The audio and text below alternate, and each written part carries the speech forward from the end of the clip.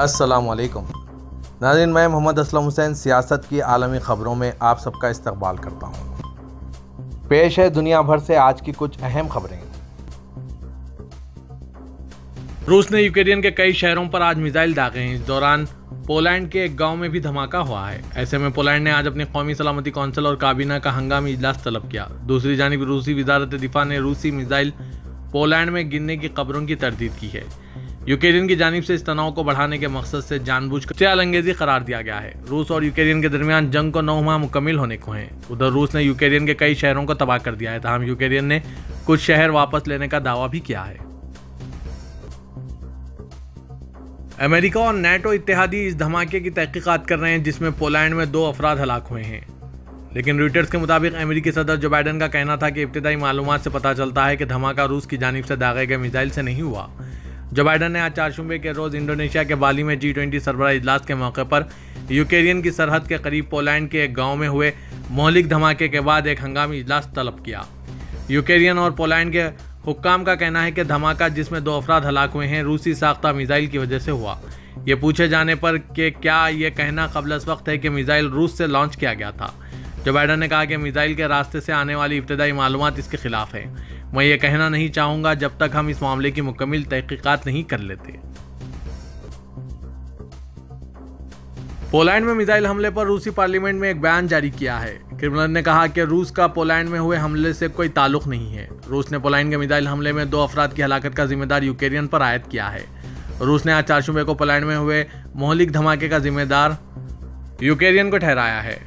Belgium ने भी ये कहा कि पोलैंड में धमाका गालिबन यूक्रेन के फिजाई दिफाई निज़ाम की जानिब से रूस से आने वाले मिसाइल पर फायर करने की वजह से हुआ है। धमाका एक फार्म में बनी इमारत में हुआ। इसमें 2 अफराद हलाक हो गए थे। साबिक अमेरिकी सदर डोनाल्ड ट्रंप ने आज चारशंबे को 2024 के अमेरिकी सदारती इंतखाबात में हिस्सा लेने का ऐलान किया है। उन्होंने कहा कि मैं आज रात अमेरिका के सदर के लिए अपनी उम्मीदवारी का ऐलान कर रहा हूँ। 76 साला डोनाल्ड ट्रंप के हामियों ने खबर रसां एजेंसी AFP को बताया, अमेरिका की वापसी अब शुरू हो रही है। ट्रंप ने इससे कबल अपने ट्रूथ सोशल प्लेटफॉर्म पर पोस्ट किया था कि उम्मीद है कि आज का दिन हमारे मुल्क की तारीख के अहम तरीन दिनों में से एक साबित होगा। इंडोनेशिया के बाली में G20 सरबराह इजलास के मौके पर हिंदुस्तान के वज़ीर-ए-आज़म नरेंद्र मोदी और अमेरिकी सदर जो बाइडन ने एक मैंग्रोव जंगल का दौरा किया। ये वाक़या इस वाक़े के एक दिन बाद पेश आया जब जो बाइडन ने खुद आगे बढ़कर हिंदुस्तान के वज़ीर-ए-आज़म नरेंद्र मोदी से अपनी नशिस्त संभालने से पहले हाथ मिलाया था। वज़ीर-ए-आज़म मोदी ने ट्विटर पर एक तस्वीर शेयर की है जिसमें देखा गया है कि आलमी रहनुमा माहौल को बचाने का पैगाम देने के लिए मैंग्रोव के जंगल में पौधे लगा रहे हैं। इनमें से एक तस्वीर में वज़ीर-ए-आज़म नरेंद्र मोदी, सदर जो बाइडन और उनके इंडोनेशियाई हम मनसब जो को कैमरे की तरफ देखकर मुस्कुराते नजर आए। एक और तस्वीर में वज़ीर-ए-आज़म सदर जो बाइडन और फ्रांसीसी सदर इमानुएल मैक्रोन से बात कर रहे हैं।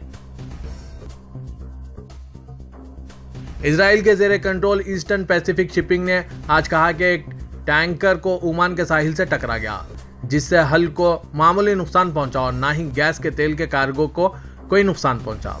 3 समंदरी ज़राए ने रॉयटर्स को बताया कि शुबा है कि एक ड्रोन ने टैंकर पर हमला किया। एक इजरायली एहलकार ने कहा कि ईरान इस हमले का जिम्मेदार है, जिसने शायद 136 ड्रोन का इस्तेमाल किया, जिस किस्म की वो रूस को यूक्रेन में इस्तेमाल के लिए फराहम कर रहा है। ईरान की नूर न्यूज़ जो मुल्क के आला सिक्योरिटी इदारे से वाबस्ता है, इसने हमले का जिम्मेदार इजराइल को ठहराया और कहा कि अबरानी अरब महूर का मकसद इतवार को कतर में शुरू होने वाले फुटबॉल वर्ल्ड कप से कबल चार्ज माहौल पैदा करना है। मुत्तहिदा अरब इमारात के सदर शेख मोहम्मद बिन जायद अल नहयान ने इंडोनेशिया के नगोरा रॉय फॉरेस्ट पार्क में मैंग्रोव के दरख्त का एक पौधा लगाया। यह पायदारी और तवज्जो का एक नमूना है जिसे जमहूरिया इंडोनेशिया माहौलियात और माहौलियाती इस्तेहकाम से मुंसलिक करता है। यह बात बाली में G20 सरबराह इजलास में सदर शेख मोहम्मद की शिरकत के मौके पर हुई। मुत्तहिदा अरब इमारात के सदर शेख मोहम्मद को नगोरा रॉय फॉरेस्ट पार्क में मैंग्रोव नर्सरी बाग में मुख्तलिफ अक़साम के पौधों के अलावा कुदरती ज़खायर के बारे में बताया गया, जो मौसमियाती तब्दीलियों से निपटने के लिए इंडोनेशिया की कोशिशों को बढ़ाता है।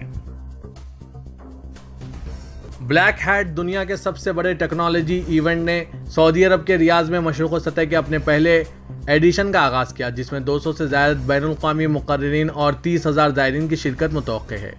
3 रोज़ा इवेंट जो 17 नवंबर को ख़त्म हो रहा है, Saudi federation for cyber security, programming और ड्रोन्स ने जनरल एंटरटेनमेंट अथॉरिटी के इश्तराक से मुनक़्क़िद किया है। रियाज मशरिक़ सतह और शुमाली अफ्रीका के खित्ते में पहली बार टेक फोरम की मेज़बानी कर रहा है। गुज़िश्ता साल सऊदी दारुल हुकूमत में अटैक की कामयाबी के बाद ब्लैक हैट साइबर सिक्योरिटी में दिलचस्पी बढ़ा रहा है, जिसमें 250 से ज़्यादा बड़ी कंपनियां बशमुल सिस्को, IBM, एस्पायर और इन्फोब्लॉक्स और कम से कम 40 साइबर सिक्योरिटी स्टार्टअप्स ने हिस्सा लिया।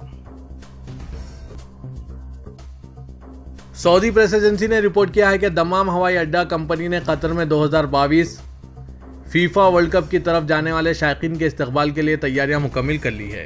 Company King Fahd international airport चलाती है, जो कि मुसाफिरों के हजम के लिहाज से मुमलिकत का तीसरा सबसे बड़ा बैनुल-अक़वामी मरकज़ है।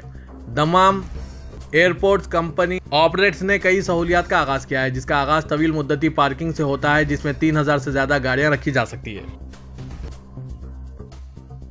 सऊदी वली अहद व वज़ीर आज़म शहज़ादा मोहम्मद बिन सलमान ने G20 सरबराह इजलास में शिरकत के बाद रवानगी के मौके पर आलमी मईशत के फ़रोग़ और G20 कॉन्फ्रेंस के नताइज में शराकत के लिए सऊदी अरब की सपोर्ट पर जोर दिया है। सऊदी खबरसां इदारे SPA के मुताबिक सऊदी वली अहद ने इंडोनेशिया से रवानगी के बाद अपने पैगाम में G20 सरबराह इजलास के क़ायद इंडोनेशी सदर का शुक्रिया अदा करते हुए 20 सरबराह इजलास में मुस्बित नताइज की तारीफ़ की है।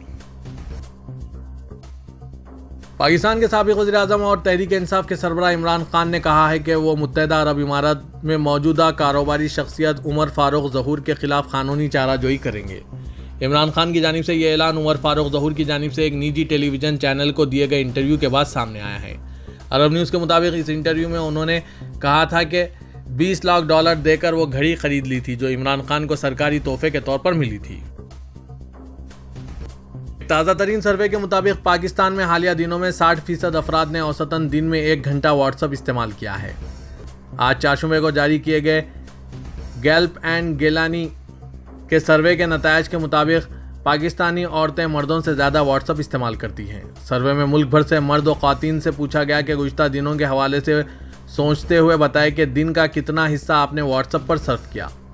इस सवाल के जवाब में 40% अफराद के मुताबिक उन्होंने व्हाट्सएप इस्तेमाल ही नहीं किया, जबकि 19% ने 1 घंटा, मजीद 19% 2 घंटे, 3% ने 3 घंटे और मजीद 3% ने 4 घंटे व्हाट्सएप इस्तेमाल करते हुए गुजारा। सर्वे के मुताबिक 5% अफराद ने 5 घंटे जबकि 11% ने 5 घंटे तक व्हाट्सएप इस्तेमाल करने के बारे में जवाब दिया। सर्वे के मुताबिक मर्द हजरात औसतन 3 घंटे रोज़ाना व्हाट्सएप इस्तेमाल करते हैं, जबकि ख़वातीन इनके मुकाबले में 5 घंटे रोज़ाना व्हाट्सएप का इस्तेमाल करती है।